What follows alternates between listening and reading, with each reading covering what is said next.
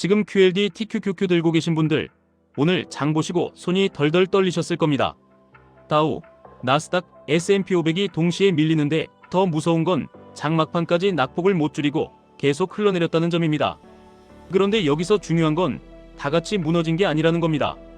알파벳은 약세장 한가운데서도 저가 매수로 버텼고 비트코인은 65,000달러가 깨지면서 시장 전체의 수급을 흔들었습니다. 오늘은 이 두 장면만 제대로 해석하시면 공포가 정보로 바뀝니다.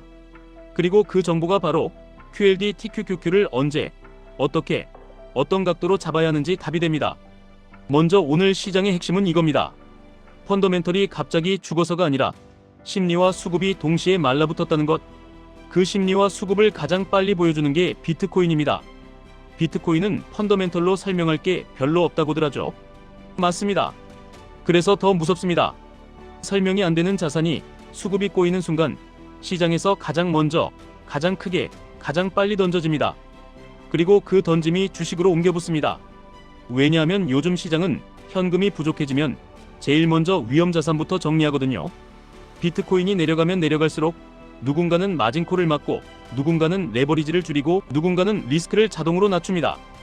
그 과정에서 QLD TQQQ 같은 레버리지 상품은 실제 기업, 실적과 관계없이 그냥 변동성 비용으로 맞는 구간이 나옵니다.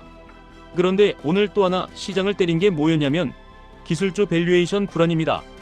작년부터 올해 1월까지 기술주가 너무 잘 갔습니다. 그러면 시장은 늘 같은 질문을 합니다. 여기서 밸류를 더 붙여도 되나? 금리가 불안하면 그 질문이 더 커집니다. 오늘 장중에 금리는 내려왔습니다. 고용 쪽 세부 데이터가 생각보다 차갑게 나오면서 금리가 4.3% 근처에서 4.1%대로 내려왔죠. 원래라면 이건 호재입니다. 그런데도 주가가 못 버틴 이유는 금리가 내려온 게 기쁨이라기보다 고용이 식는 신호로 읽혔기 때문입니다. 경기는 아직 성장처럼 보이는데 사람은 잘리고 구인 건수는 줄고 실업수당 청구도 다시 올라옵니다. 이 조합이 시장을 제일 불편하게 만듭니다.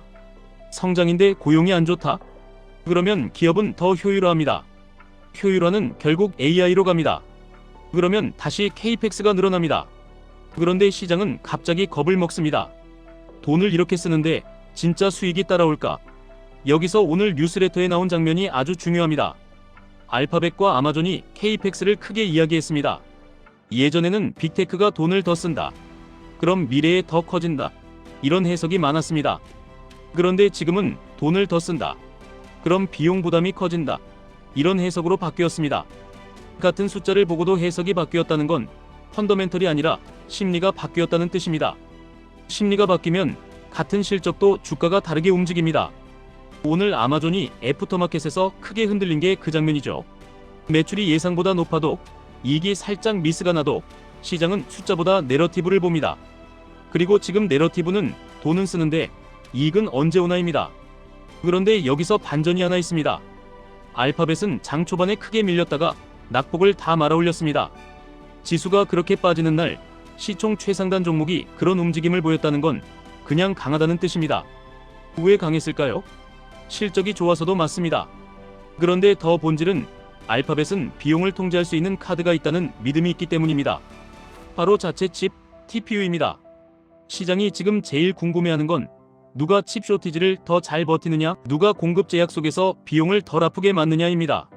GPU 비싸고 메모리 비싸고 네트워크도 비싸면 같은 매출을 찍어도 마진이 깎입니다. 그런데 알파벳은 TPU라는 선택지가 있다는 것만으로도 비용 방어 내러티브가 살아있습니다. 그래서 저가 매수가 붙습니다. 이게 오늘 우리에게 주는 메시지는 딱 하나입니다. 시장이 겁먹어도 결국 살아남는 쪽은 비용을 통제할 수 있는 구조를 가진 쪽입니다. 그럼 QLD TQQQ는 어떻게 연결되냐고요? QLD TQQQ는 나스닥을 레버리지로 증폭해서 타는 상품입니다. 그러니까 오늘 같은 장에서 제일 먼저 생각하셔야 하는 건 내가 지금 기업을 산 게 아니라 변동성을 샀다는 사실입니다. 변동성이 커지면 레버리지는 내 편이 아니라 상대편이 됩니다. 그렇다고 겁먹고 도망치라는 뜻이 아닙니다. 오히려 이런 구간이 QLD TQQQ의 먹이가 되는 경우가 많습니다. 단 조건이 있습니다. 감정으로 매수하면 무조건 당하고 구조로 매수하면 살아남습니다. 오늘 시장은 크게 세 가지 흐름이 동시에 섞였습니다. 첫째, 비싼 것들이 눌리고 많이 빠진 것들이 반등하는 밸류에이션 재조정. 둘째, 소프트웨어 쪽 공포가 갑자기 터지면서 사스포칼립스 같은 단어가 나올 정도로 패닉이 나온 것. 셋째, 비트코인 급락이 수급을 더 말리게 만든 것. 이 세 가지가 겹치면 어떤 현상이 나오냐면 설명이 안 되는 종목 움직임이 나옵니다.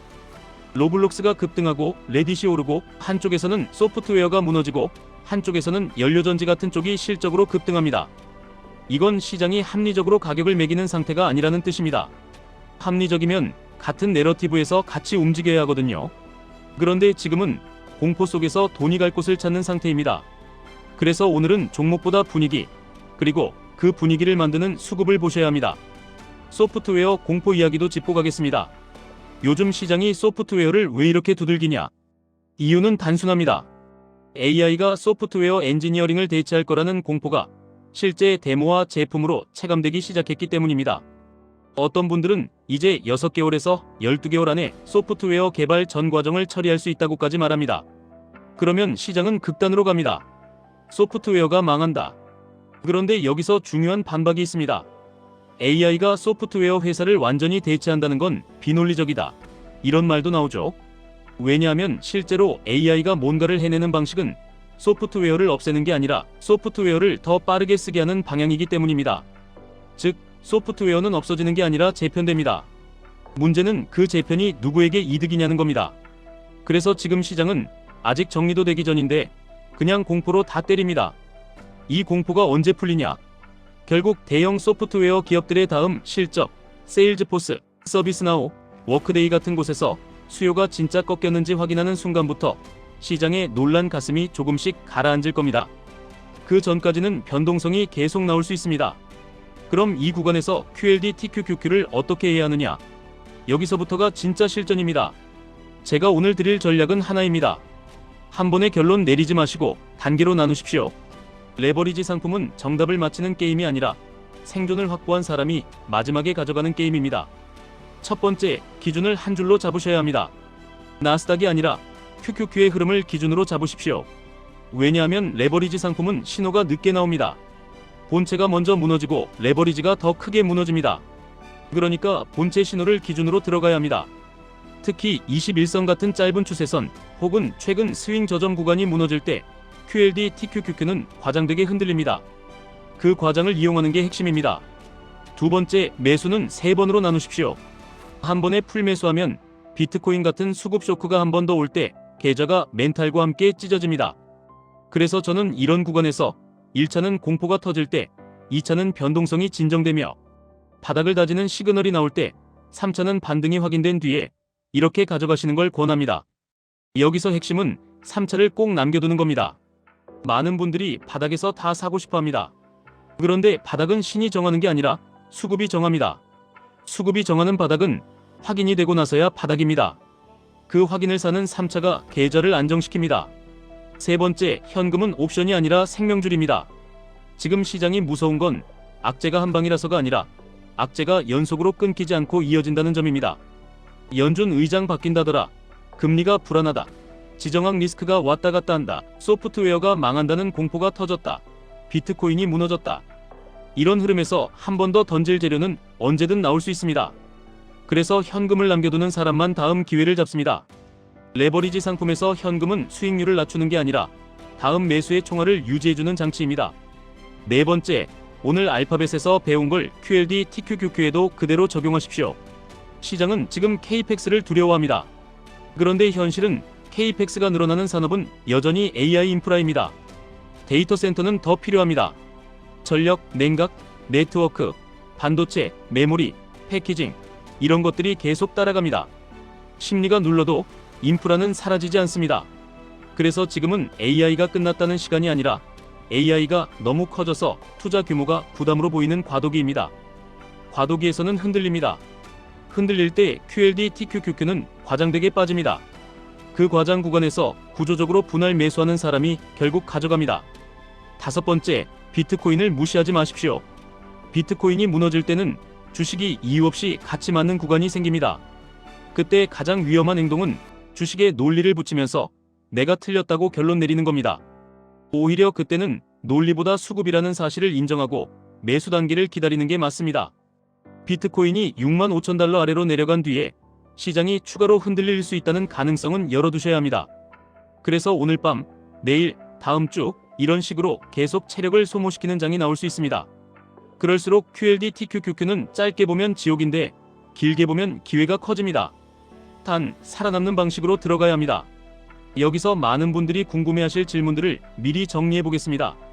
지금 당장 QLD TQQQ 풀매수해도 되나요? 오늘 같은 날은 풀매수 확률이 낮습니다. 이유는 단순합니다. 변동성이 아직 끝났다는 신호가 없습니다. 비트코인 급락, 소프트웨어 공포, KPEX 비용 부담 프레임, 이 세 개가 동시에 진정돼야 합니다. 지금은 첫 주파수가 지나가는 중입니다. 그래서 저는 풀매수보다 1차만 얕게, 그리고 다음 구간을 준비하는 방식이 맞다고 봅니다. 그럼 언제가 2차, 3차 타이밍인가요? 2차는 대체로 시장이 더 이상 악재에 새롭게 놀라지 않을 때입니다. 오늘은 악재가 나올 때마다 휘청합니다. 그런데 어느 순간 악재가 나와도 낙폭이 줄어드는 날이 옵니다. 그때가 바닥 따지기 시작입니다. 3차는 반등이 확인된 뒤입니다. 확인된 반등은 기분이 나빠 보입니다. 왜냐하면 이미 올라와 있거든요. 그런데 레버리지에서는 그 확인 매수가 계좌를 살립니다. 바닥을 맞추려다 계좌를 잃는 것보다 확률을 사서 계좌를 살리는 게 이깁니다. 알파벳처럼 강한 종목이 버티면 나스닥도 곧 돌아서나요? 가능성은 있습니다. 다만 시간차가 있습니다. 알파벳이 버틴 건 실적과 비용 구조에 대한 신뢰가 있었기 때문입니다. 하지만 지수는 한 종목으로만 움직이지 않습니다. 특히 마이크로소프트, 아마존 같은 큰 축이 흔들릴 때는 지수가 무겁습니다. 그래서 알파벳의 강함은 바닥 힌트이지 당장 비자 반등 확정이 아닙니다.